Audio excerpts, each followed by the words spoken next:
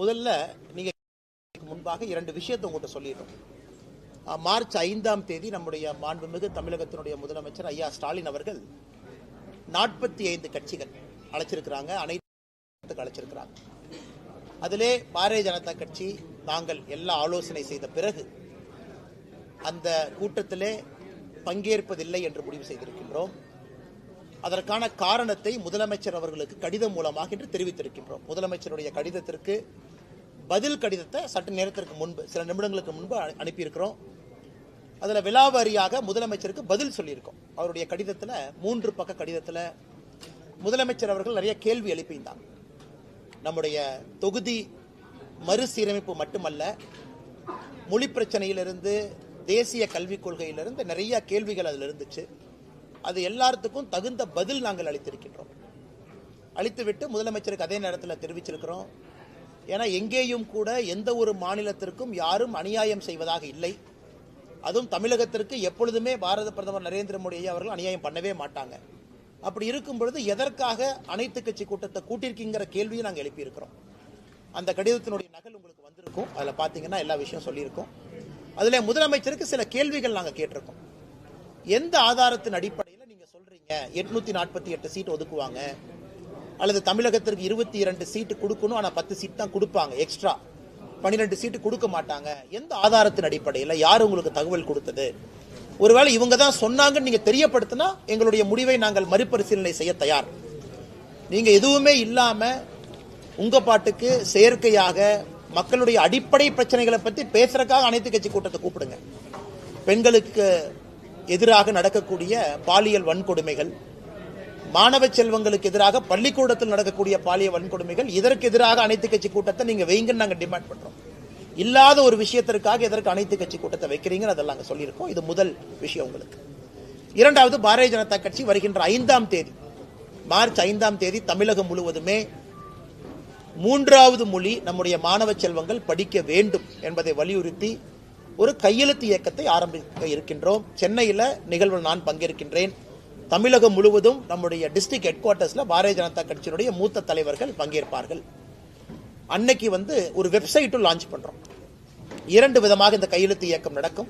இன்னைக்கு காலையில சென்னையில் நம்முடைய தலைமை அலுவலகத்தில் அண்ணன் கரு நாகராஜன் அவர்கள், மாநிலத்தினுடைய துணைத் தலைவர்கள், எல்லா தலைவரோடு சேர்ந்து பத்திரிகையாளர் சந்திப்பு நடத்தியிருக்கிறாங்க.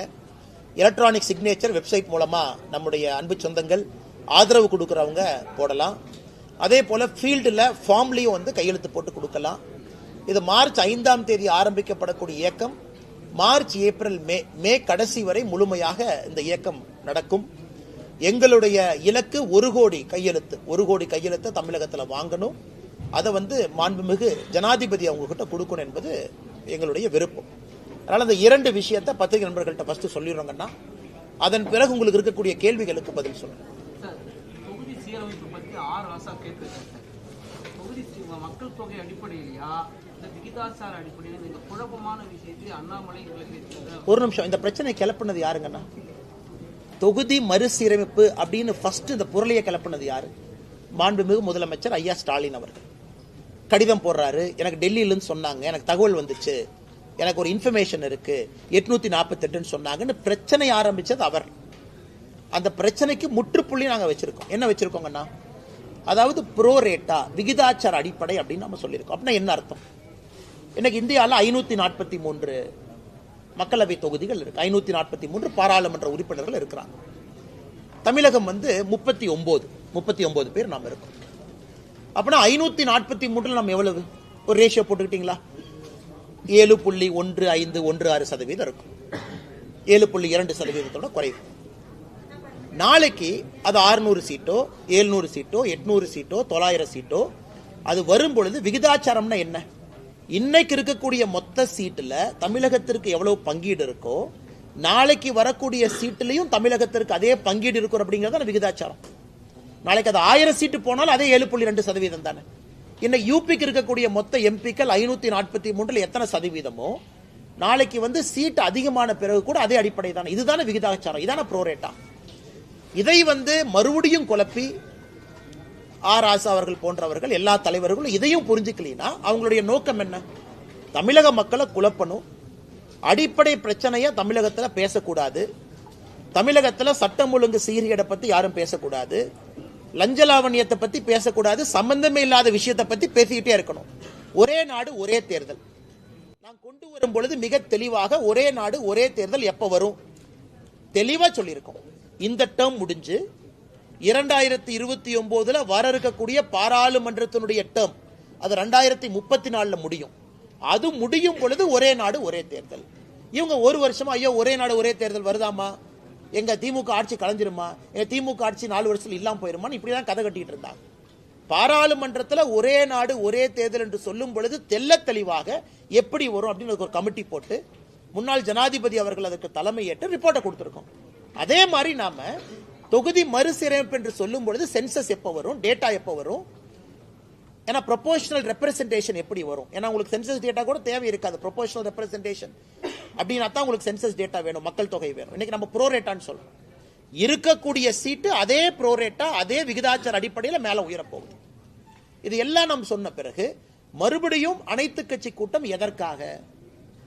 இதை தெல்ல தெளிவா அமித்ஷாஜி அவர்கள் மட்டுமில்ல, பாரத பிரதமர் நரேந்திர மோடி அவர்கள் 2023 சொன்னாங்க, மக்கள் தொகை அடிப்படையில் தொகுதி மறு சீராய்வு என்ன பண்றோமோ அது இருக்காது, இது காங்கிரஸினுடைய கனவு, மக்கள் தொகை அடிப்படையில் கொடுக்கணும், நாம் அப்படி கொடுக்க போறது கிடையாதுன்னு சொன்னாச்சு. சொன்ன பிறகு மறுபடியும் நீங்க குட்டை குழப்பறீங்கன்னா நீங்க தமிழகத்தில் நடக்கக்கூடிய பிரச்சனையிலிருந்து திசை திருப்புவதற்காக நீங்க ஏமாத்து வேலை செய்றீங்கன்னு தான் அர்த்தம். ஆனா இப்போ கடந்த சட்டமன்ற தேர்தலில் வந்து அதிமுக பாஜக கூட்டணி ஒருவேளை வெற்றி பெற்றிருந்தா தமிழகத்தை தரைமட்டம் பண்ணியிருக்கீங்க. பிளஸ் வந்து பாஜக வந்து அதிமுகவை அடிப்பணியை வைத்து பல திட்டங்களை செயல்படுத்திருக்கு. நேற்று வந்து அந்த முதல்வர் பேசியிருக்காரு. முதலமைச்சருடைய நேற்றைய ஸ்பீச் எப்படி இருந்துச்சுன்னா, இந்த டேடி மம்மின்னு அந்த இங்கிலீஷ் பாட்டெல்லாம் நான் பார்க்குறேன்னா எல்லாம் மேடையில் ஏறி ஒருத்தரும் டேடி மம்மி டேடி மம்மின்னு சொல்ற மாதிரி தான் அந்த கூட்டமே இருந்துச்சு. அவரை புகழ் பாடுவதற்காக ஒரு கூட்டம் கேட்டால் பிறந்தநாள் விழா, முதலமைச்சருக்கு பிறந்தநாள் விழாக்கு நாங்களும் வாழ்த்து சொல்லியிருக்கோம். பாரத பிரதமர் ஐயா நரேந்திர மோடி அவர்களும் காலையில் வாழ்த்து சொல்லியிருக்காங்க. முதலமைச்சர் நன்றாக நீடூழி வாழ வேண்டும் என்பது எங்களுடைய விருப்பம், நல்லா இருக்கணும் அவர். ஆனால் ஒரு பிறந்தநாள் விழாவை வந்து ஒரு அரசியல் மேடையாக போட்டுக்கிட்டு மேடையில் ஏறி பாரதிய ஜனதா கட்சியை திட்டுறது மட்டும்தான் ஒரே ஒரு வேலை என்று மேடையில் எல்லா தலைவர்களும் வரிசையா பேசினாங்க.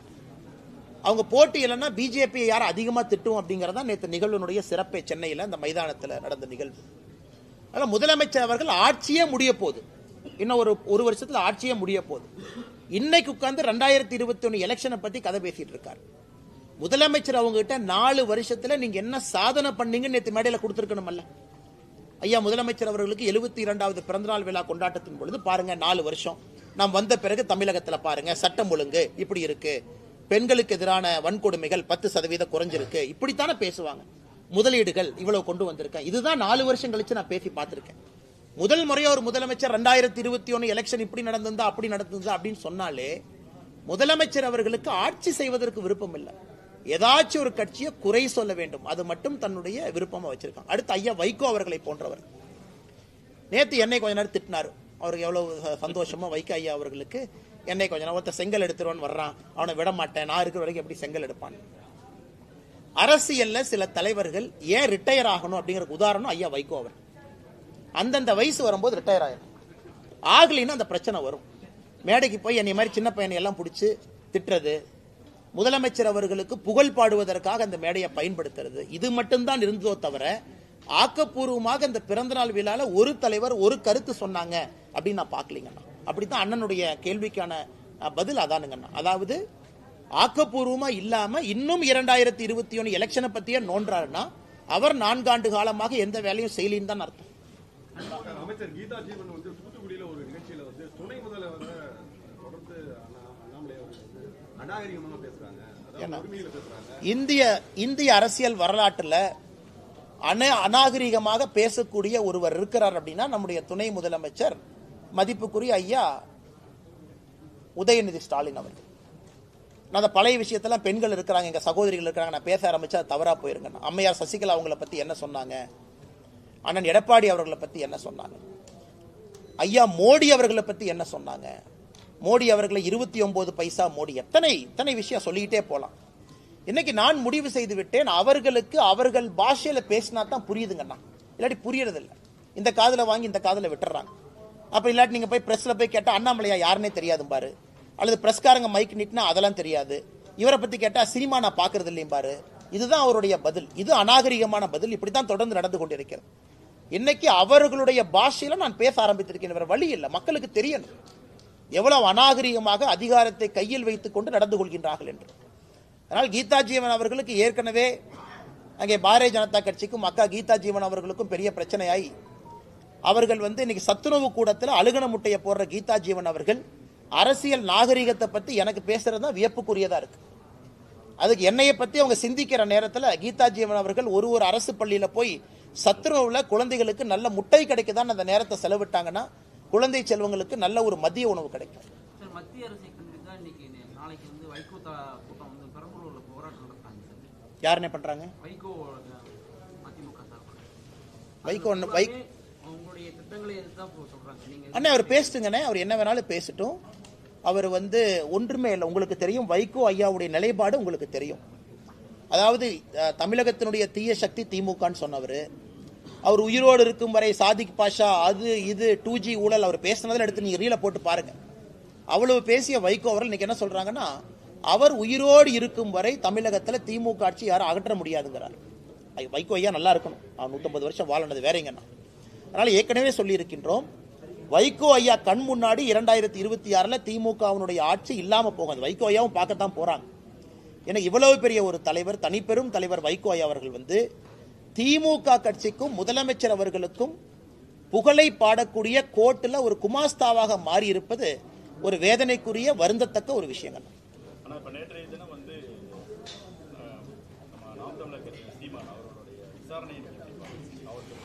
இரண்டு விதமாக பிரிச்சுக்கலாங்கன்னா, காவல்துறையினுடைய நடவடிக்கை அண்ணன் சீமான் அவர்களை பொறுத்தவரை அந்த வீட்டில் ஒட்டினது, அந்த அந்த சம்மன்ஸ் ஒட்டினது அதெல்லாம் நடந்து கொண்ட விதம் ஏற்புடையது அல்ல.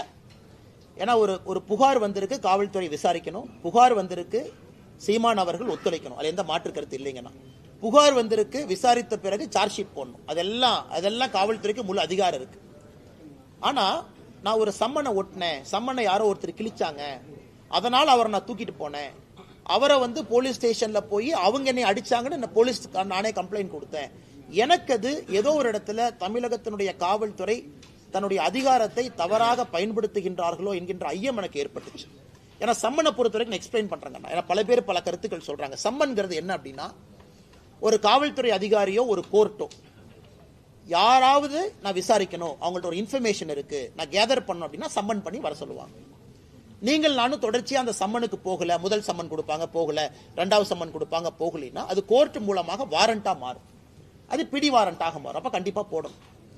இன்னைக்கு சம்மன்ஸ் எப்படி ஆகி போச்சுனாங்கன்னா, எந்த விதத்திலும் அனுப்பலாம், இமெயில் அனுப்பலாம், வாட்ஸ்அப்ல அனுப்பலாம். சீமான் அவர்களை போன்ற அரசியல் தலைவர்கள் எங்க இருந்தாலும் அந்த லோக்கல் கான்ஸ்டபிள் மூலமா மேடைக்கு சர்வ் பண்ணலாம். அவர் கிருஷ்ணகிரி தருமபுரி பக்கத்தில் இருக்காருன்னா அங்க போய் சர்வ் பண்ணலாம். ஸோ வீட்டு வாசல்ல சர்வ் பண்றது எனக்கு புரியலீங்கன்னா, வீட்டுக்குள்ள போய் சீமான் அவர்கள் மனைவி கையில அந்த சம்மனை கொடுக்கலாம், அதான் முறை. வீட்டுக்குள்ள யார் இருக்காங்க அவங்க கையில சம்மனை கொடுத்து கையெழுத்து வாங்கி போட்டோ எடுத்துட்டு போவாங்க. நான் சம்மன் கொடுத்துட்டேன், நான் சம்மன் கொடுத்த பிறகு தப்பிச்சுட்டு போறாங்க அப்படின்னா அது வாரண்டா மாறும். இதுல எனக்கு ஆச்சரியம் என்னன்னா, கேட்ல ஒட்டுறது.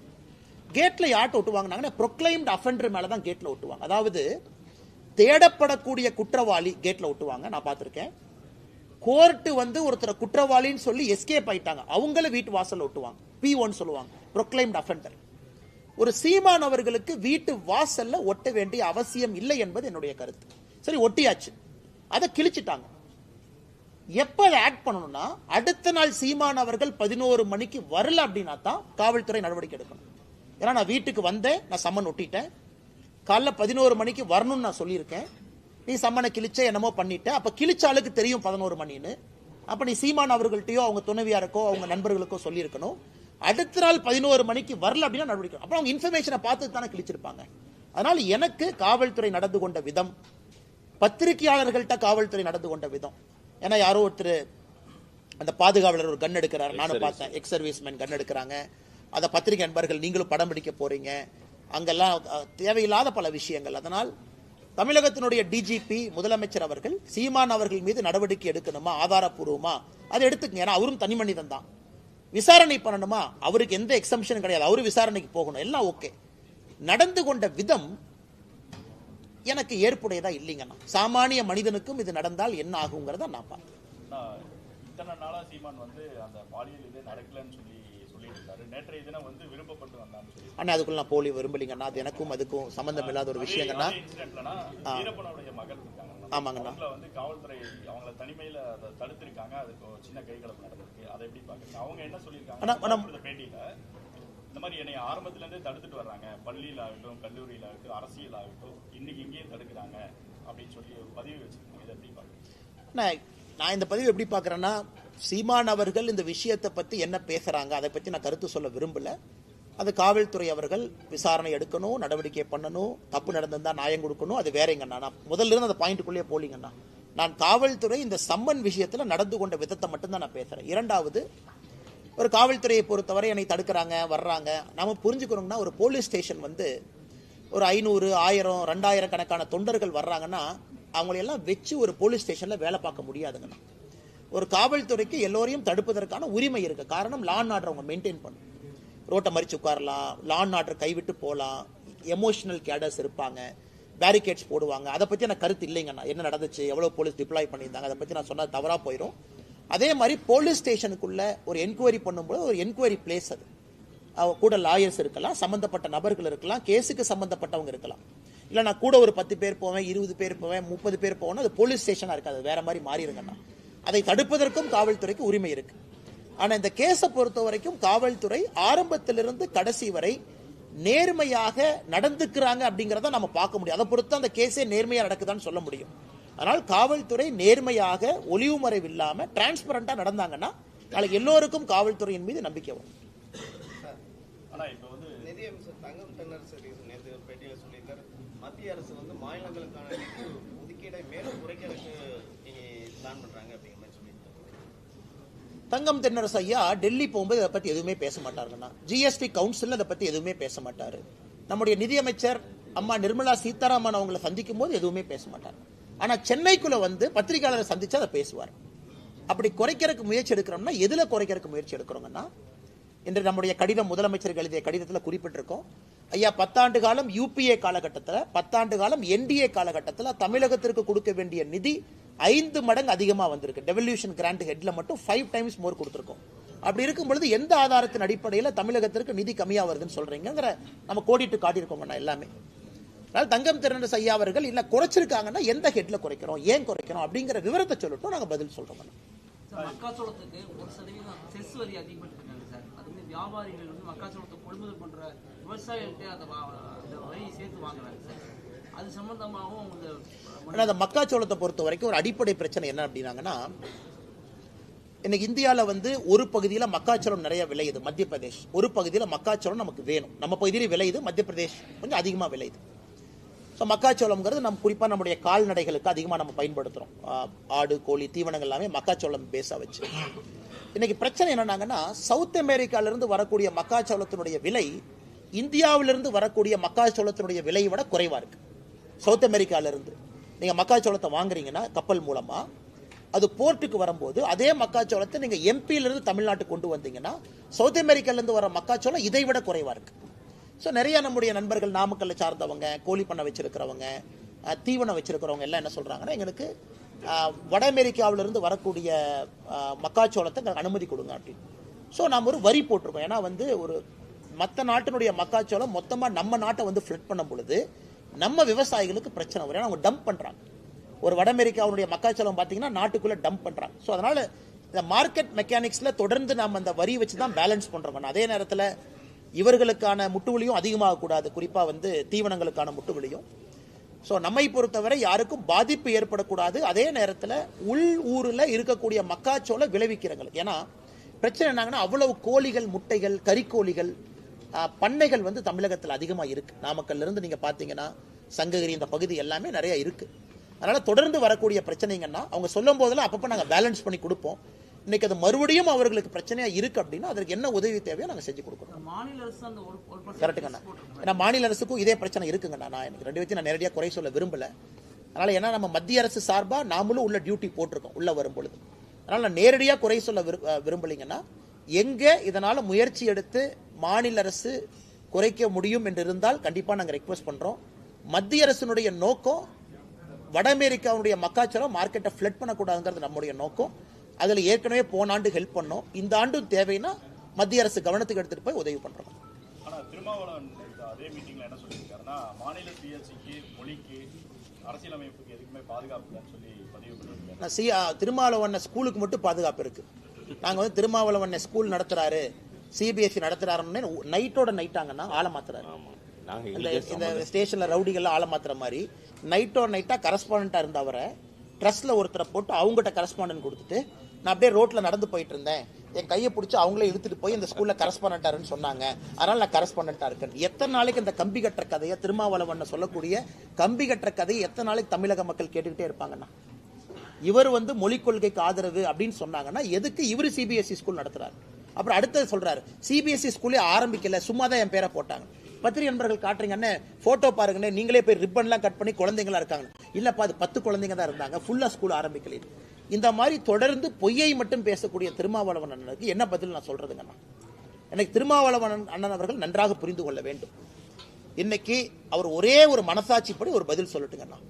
தமிழகத்துல கடந்த 10 ஆண்டு காலமாக தாய்மொழி தமிழ் மொழிக்கு உலக அளவில் மோடி அவர்கள் அங்கீகாரம் தேடி கொடுக்கலையா அப்படிங்கிற பதில் அவர் சொல்லட்டும். அவர் சொல்லட்டும்.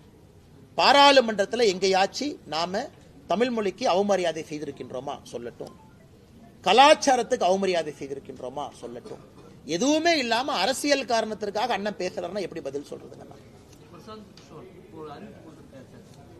2026 தேர்தலில் விஜயோட கட்சி தனித்து தான் போட்டிடுன்னு சொல்லி அறிவிப்பு கொடுக்கல. ஒரு தனியார் தொலைக்காட்சி இன்டர்வியூ எடுக்கும்போது சொல்லியிருக்கின்றார். அண்ணா கரெக்டுங்கண்ணா, சொல்லணும்லண்ணா. இன்னைக்கே ஜெயிக்காதுன்னு சொன்னா அப்புறம் பிரசாந்த் கிஷோர் அண்ணன் 1 வருஷம் கூட வச்சுக்க மாட்டார்ல. இந்த கவுண்டர் பண்ணி என்ன சொல்லுவாரு, சாப்பாடு நல்லா இருக்குன்னு சொன்னா தான் சோறு போடுவேன் அப்படின்னு. அதனால இன்னைக்கு வந்து நீங்க விஜய் அண்ணனோட இருக்கும்போது சாப்பாடு நல்லா இருக்குன்னு சொல்லணும், சோறு போடணும்லண்ணே. அதனால பிரசாந்த் கிஷோர் அவர்களை பத்தி நான் தவறா சொல்லிங்கண்ணே. அவர் ஒரு கட்சியோடு சார்ந்திருக்கின்றார், சொல்வதற்கு எல்லா உரிமை இருக்கு. ஏன்னா இதையே பிரசாந்த் கிஷோர் அவர்கள் பல இடத்துல சொல்லியிருக்கிறாங்க. அவருடைய சொந்த கட்சிக்கும் பீகார்ல சொல்லியிருக்கிறாங்க, ஜனஸ்வராஜ் பீகார்ல ஜெயிக்கும்னு சொன்னாங்க. ஆனா நடந்து முடிந்த தேர்தலில் பாத்தீங்கன்னா 3வது 4வது இடத்துல தான் வந்தாங்க பை எலெக்ஷன்ல. அதனால அவர் சொல்றவங்க சொல்லட்டும், மக்கள் கடைசியா முடிவு செய்ய போறாங்க. நான் மக்களுடைய கையில் அது இருக்கு. என்னை பொறுத்தவரை அதை சாத்தியக்கூறாக நான் பார்க்கவில்லை. ரொம்ப அது கண்டிக்கத்தக்க ஒரு விஷயம். ஏன்னா ஒரு கிரிமினல் சட்டத்தில் பாத்தீங்கன்னா நம்ம ஒரு ஐபிசி பீனல் கோட் இன்னைக்கு பிஎன்எஸ் ஒரு கிரைமை வந்து 3 ஏஜா பிரிப்பாங்க. 8 வயசு, 8லிருந்து 12 வயசு, 12லிருந்து 18, 16 அது மாறுதுங்க டிபெண்டிங் ஆன் த ரேட். 8 வயசுக்கு கீழே இருக்கக்கூடிய ஒரு குழந்தை எந்த தவறு செய்தாலும் அது தவறு கிடையாதுங்கிற அர்த்தம். ஏன்னா மென்ஸ்ரியா, லாட்டின்ல மென்ஸ்ரியான்னு ஒரு வார்த்தையை பயன்படுத்துறாங்க. அப்பனா அந்த குழந்தைக்கு மனசளவுல சைக்காலஜிக்கல் அளவுல தப்பு செய்யணும் அப்படிங்கிற எண்ணம் அந்த குழந்தைக்கு உருவாகிறத 8 வயசை தாண்டி. 8 வயசு கீழே அவங்க குழந்தை. அதனாலதான் நம்முடைய பீனல் கோட்ல கிரிமினல் சட்டத்தில் பாத்தீங்கன்னா பிலோ 8 இயர்ஸ் நோ அஃபென்ஸ். அந்த குழந்தை கத்தி எடுத்து ஒருத்தரை குத்தி கொன்னா கூட அது அஃபென்ஸ் இல்லை, ஏன்னா தெரியாம குத்திட்டாங்க, ஏன்னா மென்ஸ்ரியா டெவலப் ஆகல. இது வந்து ஒரு பேசிக் காமன் சென்ஸ். ஒரு ஐஏஎஸ் படித்துவிட்டு ஒரு மாவட்டத்தினுடைய ஆட்சியராக இருக்கக்கூடிய அதிகாரி ஒரு 3.5 வயசு இருக்கக்கூடிய குழந்தை பாலியல் வன்கொடுமையில் அந்த குழந்தை மாட்டியிருக்காங்க. அந்த குழந்தை மாட்டினதுக்கு காரணம் அந்த குழந்தையினுடைய நடவடிக்கை சரியில்லை, அந்த குழந்தை அவங்களை இன்சல்ட் பண்ணாங்க, அதனாலதான் அந்த குழந்தையின் மீது பாலியல் வன்கொடுமை நடத்தப்பட்டதுன்னு சொன்னதை வன்மையா கண்டிக்கிறோம். அதே நேரத்தில் மாநில அரசை நான் பாராட்டுறேன். காரணம் உடனடியாக அந்த மாவட்டத்தினுடைய ஆட்சியரை மாத்தினாங்க. அது ரொம்ப முக்கியம். ஏன்னா மெசேஜ் கொடுக்கணும். ஒரு மாநிலத்தினுடைய அரசு இது போன்ற அதிகாரிகள் தவறு செய்யும் பொழுது உடனடியா மெசேஜ் பப்ளிக் கொடுக்கணும். நேத்து மாநில அரசு உடனடியா அந்த ஆட்சியரை மாத்தி இன்னொரு ஆட்சியரை போட்டிருக்காங்க. அது வரவேற்கப்பட வேண்டிய ஒரு விஷயம். நான் நேற்று முதல்வர் வந்து அதே மேடையிலனா எங்கள் கூட்டணியில விரிசல் இல்ல, விரிசல் விழுன்னு நினைக்கிறவங்க தலையில மண் விழுன்னு சொல்லியிருக்கேன். அண்ணே பார்த்தேன் அண்ணே, விரிசல் விழுந்தா தானே மண் விழுவும். இப்ப ஒரு வீட்டுல வந்து விரிசல் வந்தா தானே தலைமையில மண் விழுகும். 2 ஸ்டேட்மெண்ட்டுக்கு அதனால முதலமைச்சர் அவர்கள் விரிசல் இல்லாம மண் எப்படி விழுகும்? நான் ஒரு வீட்டுக்குள்ள இருந்து அது விரிசல் விழுமான்னு பார்த்துட்டே இருக்கிறேன். அது விரிசல் வந்தா தானே தலைமையில மண் விழுகும். அதனால முதலமைச்சர் அவர்கள் பாதி உண்மையை ஒத்துக்கிட்டாரு மண் உலகம்னு, மிச்ச பாதி உண்மையை இன்னும் 6 மாசத்துல ஒத்துக்குவாரு. இன்னும் 8 மாசத்துல கூட்டணி எதுவுமே இருக்காது, தனியா அவர் இருப்பார். இது நடக்கத்தான் போது, நீங்க டிசம்பர்ல பாருங்க. கண்டிப்பாண்ணே விரிசல், அவர் விரிசல் தானே சொல்லியிருக்காரு. முதல்ல விரிசல் வந்து அப்புறம் உடையின, அதுக்கு 8 மாச காலமாகும். ஏன்னா இன்னைக்கு திருமாவளவன் அண்ணன் வந்து தோழமை சுடுதல் இருக்காரு. அதாவது வந்து முதலமைச்சர் கொஞ்சம் பேசினா கூட லைட்டா பேசணும், அடுத்து நான் வந்து புகழ் தரணும்னு சொல்லிட்டு தோழமை சுடுதல் தான் இன்னைக்கு இருக்குங்கண்ணா. நீங்க வைகோ ஐயாவை நல்லா யோசிச்சு பாருங்க. அவர் எப்பொழுதுமே ஒருத்தரை புகழ்ந்தாருன்னா ஒரு வருஷம் கழிச்சு திட்டுவார். அது வைகோ ஐயாவுடைய பேட்டர்ன். அது என்டிஏவுக்கு அதே தான் நடந்தது, அடல் பிகாரி வாஜ்பேயிக்கு அதே தான் நடந்தது, பிஜேபிக்கு அதே தான் நடந்துச்சு, இன்னைக்கு ஐயா மு.க. ஸ்டாலின் அவர்களுக்கு அதே தான் நடக்க போகுது. அதனால் வைகோ ஐயா அவர்கள் 2025 26 ஜனவரியில் ஃபார்முக்கு வருவார். அதுக்கு நான் காத்துக்கிட்டு இருக்கேன். ஆனா இப்ப தர்மபுரி மாவட்ட பொறுப்பாளர் திமுக IAS IPS அதிகாரிகள் வந்து பேச்சுக்கு ஆனால் இந்த திமுகவை பொறுத்த வரைக்குங்கன்னா இந்த மாவட்ட செயலாளர் பதவி வந்தோன்னா உங்களுக்கு என்ன ஆகி போயிருதுன்னா அந்த மாவட்டத்தினுடைய குறுநில மன்னன் அவங்களே பட்டம் சூட்டிக்கிறாங்க. திமுக மாவட்ட செயலாளர் நான் தான் குறுநில மன்னன். இந்த மாதிரி மாவட்டத்தினுடைய ஆட்சியர் எஸ்பி எவனா இருந்தா எனக்கு என்ன எங்கிட்ட வந்து பேசிட்டு போங்க யான். இதெல்லாம் ஆணவத்தினுடைய ஒரு அதிகாரத்தினுடைய ஒரு வெளிப்பாடுங்கண்ணா. அந்த ஆணவத்தினுடைய வெளிப்பாடு தான் அந்த தர்மபுரியில திமுகவுடைய மாவட்ட செயலாளர் பேசிய பேச்சு கட்சி மீட்டிங்ல திமுக அழிய ஆரம்பித்து விட்டது, மக்களே அவங்களை வெளியே அனுப்பிடுவாங்க அப்படிங்கறதுக்கு சான்று தான் இது. வருகின்ற காலத்துல அவங்களுக்கு தெரியும் ஆணவத்தை எப்பொழுதும் ஜனநாயகத்தில் மக்கள் ஏற்றுக்கொள்ள மாட்டார்கள். திருப்பூர் இண்டஸ்ட்ரீஸ்காரங்க உங்களை சந்திச்சிருக்காங்க சார், அவங்களுடைய கோரிக்கைகளை முக்கியமான பரிந்துரை பண்ணி ரெகுலர் மீட்டிங்ஸுங்கன்னா சால்வ் பண்ணி கொடுப்போம், அப்பப்போ ஃபீட்பேக் எடுப்போம். நிறைய இஷ்யூஸ் இருக்குங்கன்னா மைக்ரண்ட் லேபரர்ஸ் ப்ராப்ளம் இருக்கு, அவர்களுக்கு தேவையான ஹவுசிங் ஃபெசிலிட்டி பிரச்சனை, இம்போர்ட் டியூட்டி காட்டன் 11% இருக்கு, LDC கண்ட்ரி 5.5%, நிறைய இஷ்யூஸ் இருக்குங்கன்னா தொடர்ந்து செஞ்சுக்கிட்டு இருக்கோம். ஏன்னா டெக்ஸ்டைல் வந்து டைனமிக் செக்டருங்கண்ணா. 3 மாதத்துக்கு முன்பு இருந்த பிரச்சனை இன்னைக்கு வேற பிரச்சனையா இருக்கும், இன்னும் 6 மாசம் கழிச்சு பேசினா புது பிரச்சனையா இருக்கும். அதனால அடிக்கடி நம்முடைய மாவட்டத்தினுடைய ஆற்றல் மிகுந்த தலைவர்கள், இதற்கு முன்பு அண்ணன் செந்தில்நாதன் அவங்க இருந்தாங்க, இப்ப அண்ணன் ஸ்ரீனிவாசன் அவங்க இருக்கிறாங்க, கூட எல்லாம் எங்களுடைய மாநிலத்தினுடைய நிர்வாகிகள் எல்லாம் இருக்கிறாங்க, தொடர்ந்து அவங்க பேசிட்டே இருக்காங்க. திருப்பூரை பொறுத்த வரைக்கும் it's a very dynamic place. அதனால நீங்க பேசிக்கிட்டே இருக்கணும், அந்த பிரச்சனை எடுத்துட்டு போகணும், சால்வ் பண்ணிட்டே இருக்கணும்னா காரணம் டெக்ஸ்டைல் மாதிரி ஒரு டைனமிக் செக்டர் இல்லைங்கண்ணா. ஒரு சின்ன காட்டன் வழியில பிரச்சனை வந்தா இங்க பிரச்சனை வரும். அதனால ரொட்டீன் ஃபீட்பேக், நிறைய விஷயங்கள் எங்களால் செய்து கொடுக்க முடியும், செய்து கொடுக்கும்.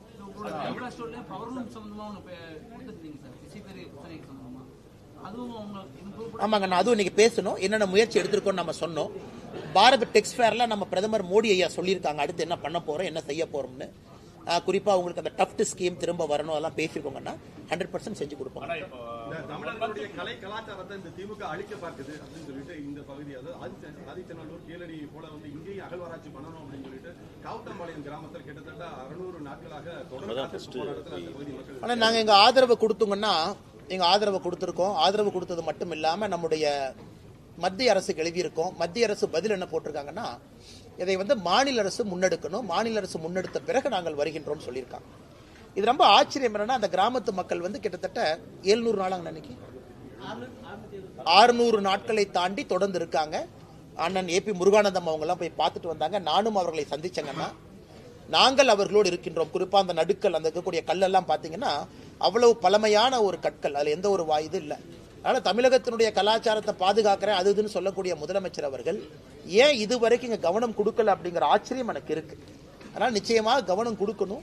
ஒரு மக்களை 600 நாட்களுக்கு முன்பு ஒரு அரசு உதாசீனப்படுத்துறாங்கன்னா அந்த அரசுக்கு உண்மையாலும் மக்களின் மீது ஒரு மரியாதை இருக்கா அப்படிங்கிற கேள்விதான் நமக்கு எழுதுங்க. ஆனா நேற்றைய தினம் சீமானுடைய விசாரணை நேரம் காலதாமதத்துக்கு வந்து காவல்துறையினர் சீமான் சொல்லியிருக்காரு. குறிப்பா வந்து முதல்வர் பேசி முடிச்சதுக்கு அப்புறம் தான் வெளியில அந்த ஹோட்டல்ல இருந்தே கிளம்ப சூழ்நிலை இருந்துச்சு அப்படின்னு சொல்றாரு சீமான். அண்ணே நான் தெரியலங்கண்ணே, நான் நேற்று 10 மணிக்கு படுத்து தூங்கிட்டேங்கண்ணே. ஏன்னா காலையில் நேரமே நான் கோயம்புத்தூர் வரணும் நிகழ்ச்சிக்குன்னு சொல்லிட்டு எனக்கு இரவு என்ன நடந்தது, யார் எத்தனை மணிக்கு பேசினாங்கலாம் எனக்கு தெரியாதுங்கண்ணா. ஏன்னா லேட்டாக தான் நடந்திருக்கும், அதனால எனக்கு சத்தியமா தெரியலங்கண்ணா. திருப்பூர் மாநகராட்சி மேயர் அவர் உங்களை பத்தி ஒரு ஃபர்ஸ்ட் மீட்ல பேசுறப்ப என்ன சொல்லிட்டாரு, இந்த மாதிரி கொங்கு மண்டலத்தை சேர்ந்தவர், அவர் வந்து இப்படி ஒரு அரைவேக்காடு அப்படின்ற ஒரு வார்த்தையை பயன்படுத்தி அது மாதிரி பேசுறாருன்னு சொல்லிக்கிறாங்க. அதை பத்தி கோவம் வரத்தானே செய்யும். ஏன்னா அவங்களுடைய நெஞ்சில சுமக்கிற தலைவரை பத்தி நம்ம தப்பா பேசுறோம் அப்படிங்கிற கோவம் வரத்தாங்கன்னு செய்யும். அதான் இவங்களே என்னன்னாங்கன்னா அடிமைகள், அவங்கெல்லாம் அடிமைகள். இவங்கெல்லாம் எப்படிப்பட்ட அடிமைகள்னா எந்த வித ஒரு தலைவனுக்கு ஒரு தகுதி இருக்கணுங்கண்ணா. They should be a basic character. மண்ணிலிருந்து வந்திருக்கணும், மண் சார்ந்து வந்திருக்கணும், மக்களுக்கு ஏதாச்சும் பண்ணியிருக்கணும். அவர்களை எல்லாம் தலைவர்களா ஏத்துக்கிட்டு சுத்துற கட்சி இந்த திமுக. உதயநிதி ஸ்டாலின், இன்பநிதி அவர்கள். உங்க திருப்பூர் மேயர்லாம் போய் இன்பநிதி ஸ்டாலினுக்கு சேவை பண்ணுங்கன்னா போய் சேவை பண்ணுவார், அந்த மாதிரி ஆட்கள். அதனால இவங்க சொல்ற கருத்துக்கெல்லாம் பதில் சொல்லி என்னுடைய தரத்தை நான் தாழ்த்திக்க விரும்பலீங்கன்னா நான் உதயநிதி ஸ்டாலின் அவர்கள் ஒரு தலைவராகவே மதிக்கல. ஆனஸ்டா சொல்லணும்னா அதை விட எத்தனையோ பஞ்சாயத்து தலைவர்களை நான் பெருசா மதிக்கிறேன். ஏன்னா அவங்க எல்லாம் மண்ணிலிருந்து வேலை செஞ்சு வர்றாங்க. இவங்க எல்லாம் சும்மா ஸ்டாலின், கருணாநிதி அப்படிங்கிற ஒரு சர்நேமை வச்சுக்கிட்டு ஆட்சியில சுத்திக்கிட்டு இருக்கிறாங்க. அவர்களுக்கு இவர்கள் வரிந்து கட்டி கொண்டிருக்கின்றார்கள். அதனால இந்த மேயர் சொல்றதுனால நாங்கள் என்ன தாழ்ந்து போயிடுவோமா? அதனால திமுகவை பொறுத்தவரை எங்க தூத்துக்குடியில் யாரோ சொன்னாங்களாமா, அங்கிருந்து ஆள் விட்டு என்னை அடிப்பாராமா, அனுப்புன்னு. இதுதான் ஒரு வராஜக வன்முறை, ஒரு ரவுடி கட்சிக்கு திமுக உதாரணம்னா பேச்சுல செயல்ல தொடர்ந்து நடந்துகிட்டு இருக்கிறாங்க. நானும் பார்த்துக்கிட்டு தான் இருக்கிறேங்க. அது அப்பா இல்லைன்னா அப்பத்தா. ஏன்னா அது கரெக்டா பாருங்கன்னா அது அப்பான்னு வராது, நீங்க கரெக்டா அது போட்டீங்கன்னா அது அப்பத்தான் வரும். அப்பத்தானா என்னன்னு தமிழ்நாடு தெரியும். ஏன்னா நம்ம ஊர்ல தான் அப்பத்தாங்க. அந்த அது வரக்கூடாதுங்கிறதுக்காக பாதி தமிழ் பாதி ஆங்கிலத்துல போட்டு அது அப்பா ஆப்னு மாத்திருக்காங்க. அதுலயே எவ்வளவு பெரிய ஃப்ராடு பண்றாங்கன்னு பாருங்க. அது ஆக்சுவலா அது அப்பத்தா ஆப். அதை வச்சு இவங்க பண்றதே வந்து பண வசூல். எனக்கு எல்லா இடத்துலயும் நம்முடைய ஸ்கூல் நடத்துறவங்க என்ன சொல்றாங்கன்னா, ஐயா அந்த வேட்டை பண வசூல் பண்றதுக்கு இந்த மாதிரி ஆரம்பிச்சிருக்கிறாங்க. முதல்ல வந்து 2021க்கு முன்பு சிபிஎஸ்இ பள்ளிகளுக்கு 3 ஆண்டுகளுக்கு ஒரு முறை தான் ரெனியூவல் இருந்துச்சு. இவங்க வந்த பிறகு வருஷத்துக்கு ஒருக்கா. அதனாலதான் மத்திய அரசு இன்னைக்கு பர்மிஷனே தூக்கிட்டோம். நாங்க ஏன் தூக்கணுங்கன்னா போன வாரம் பர்மிஷனே தூக்கியாச்சு. இனி மாநில அரசு சிபிஎஸ்இக்கு நீ அங்கீகாரமே கொடுக்க வேண்டாம், நீ கொடுக்கறதுக்கான அறிவிப்பை தூக்கிய நீ 5 லட்சம் 10 லட்சம் 15 லட்சம் வசூல் பண்ற, எதுக்கு உனக்கு பணம் கொடுக்கணும்? அது ஒன்றுங்கண்ணா. இரண்டாவது, இன்னைக்கு அங்கீகாரத்தை தூக்குனதுக்கு அப்புறம் இந்த கூட்டத்தை போடுறாங்க. அப்பான்னு போட்டு ஸ்கூல்ல பேரண்ட் டீச்சர்லாம் கொண்டு வந்து அவங்கள வச்சு ஒரு பண வசூல் பண்றாங்க. இவங்க வேலையை வந்து ஏதாவது பண்ணி கல்லூரியில பள்ளிக்கூடத்துல பண வசூல் பண்ணலாங்கிறத அவங்க நோக்கம். நான் ஏற்கனவே சொல்லிக் கொண்டிருக்கின்றேன், இந்த மும்மொழி கொள்கையினுடைய பிரச்சனையே தனியார் பள்ளிகளுக்கு ஒரு நியாயம், அரசு பள்ளிகளுக்கு ஒரு நியாயம்ங்கிறனால தான் நாங்க போராடுறோம். அதுக்கு வந்து இந்த அப்பா இந்த அப்பத்தா இதெல்லாம் ஒரு காரணங்கண்ணா. முடிச்சுக்கலாமாங்க? சுகாதாரத்துறை அமைச்சர் மா சுப்பிரமணியன் இன்னைக்கு கொடுத்த பேட்டியில் என்ன சொல்லியிருக்காருன்னா, பள்ளி கல்லூரிகள் முன்னாடி இருக்கக்கூடிய ஏராளமான கடைகளுக்கு நாங்கள் சீல் வச்சிருக்கோம். மா சுப்பிரமணியனுக்கு ஒரே கேள்வி, யார் அந்த சார் சீல் வச்சதுன்னு கேட்கிறேன். எல்லாம் நாடகங்கண்ணா. எங்கூட மாசு ஒன்ன வரட்டும், இங்க திருப்பூர்ல என் கூட வாங்கினா உங்களுக்கு தெரியும். நான் சும்மா உங்களுக்கு விரும்பல. எத்தனை பள்ளிக்கூடத்து பக்கத்துல எத்தனை குட்கா, எத்தனை சிந்தட்டிக் ட்ரக்கு, எத்தனை கஞ்சா, எத்தனை அபின் வாங்கி கொடுக்குறேன், கூட வர சொல்லுங்கண்ணா. அப்படி சீல் வச்சாருன்னா ஐயா சொல்லிட்டு யார் இந்த சார் சீல் வச்சது, எந்தெந்த பள்ளியில போய் அந்த சார் யாருன்னு சொல்லிட்டு. எங்கேயும் சீலெல்லாம் வைக்கலன்னா சும்மா கதை விட்டுட்டு இருக்காங்க. இவர்கள் வந்த பிறகு பள்ளிக்கூடம் எல்லாம் இன்னைக்கு கஞ்சா காடுகளாக மாற ஆரம்பிச்சிருக்கு. பிளே கிரவுண்ட்ல நான் பார்த்தேன், தனியார் பள்ளி ஒன்று மெசேஜ் போட்டிருக்காங்க கோயம்புத்தூர்ல, உங்களுக்கு பாத்தீங்களான்னு தெரியல. குழந்தைங்களுடைய பேக்லாம் வீட்டுக்கு வந்தா செக் பண்ணுங்க, பள்ளிக்கூடத்தில் நாங்களும் உள்ள வரும்போது செக் பண்றோம். இந்த அளவுக்கு குழந்தைகள் மீது சந்தேகத்தை ஏற்படுத்தக்கூடிய ஒரு பள்ளி கல்வித்துறையை அவங்க நடத்திக்கிட்டு இருக்காங்க. பல்லடத்துல 3 பேர் கொலை சம்பவத்தில் இப்ப வரைக்கும் 14 தனிப்படைகள் அமைச்சு இப்ப வரைக்கும் வந்து குற்றவாளிகளை கைது பண்ண முடியாம காவல்துறை.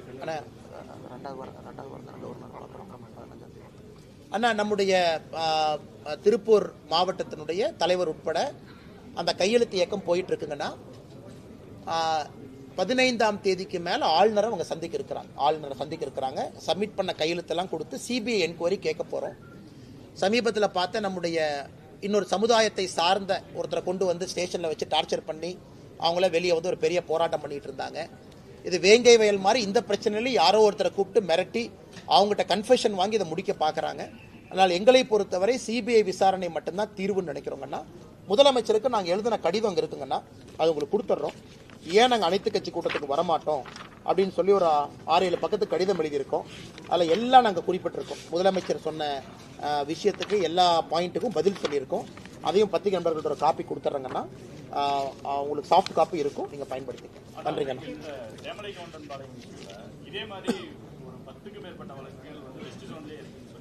உண்மைதாங்கண்ணா. குறிப்பாக வெஸ்ட் ஜோனில் எனக்கு தெரிஞ்சு நான் ஒரு ஸ்பாட்டுக்கு போனாங்கன்னா, நாமக்கல் பக்கத்தில் இதே மாதிரி ஒரு இடத்துல 2 பேர் வீட்டில் அடித்து கொண்டாங்க. அப்புறம் தோட்டத்தில் நள்ளிரவில் 1, 2, 3 பேர் கொலைகள் நிறையா இருக்குது. எனக்கு தெரிஞ்சு 10 வழக்குகள் என்பதே குறைவு. அதனால தான் நாங்கள் ஸ்ட்ராங்காக அதுக்கு போராட்டம் பண்ணது, ஸ்பாட்டுக்கு போனது. ஏன்னா இது காப்பி கேட்ட மாதிரி நடக்குது. 3 மாதத்துக்கு ஒரு முறை வெஸ்ட் ஜோனில் குறிப்பாக தோட்டத்து வீட்டில் இரவுல தனியா இருக்கிறவங்களை பார்த்து ஒரு கேங் டார்கெட் பண்ணிருக்காங்க. தொடர்ந்து இது நடக்குது. அதனால் நீங்கள் சொல்வது உண்மைதான். இதை காவல்துறை கம்பீரமா எடுத்து இதற்கான தீர்வு கொடுக்கணுங்க.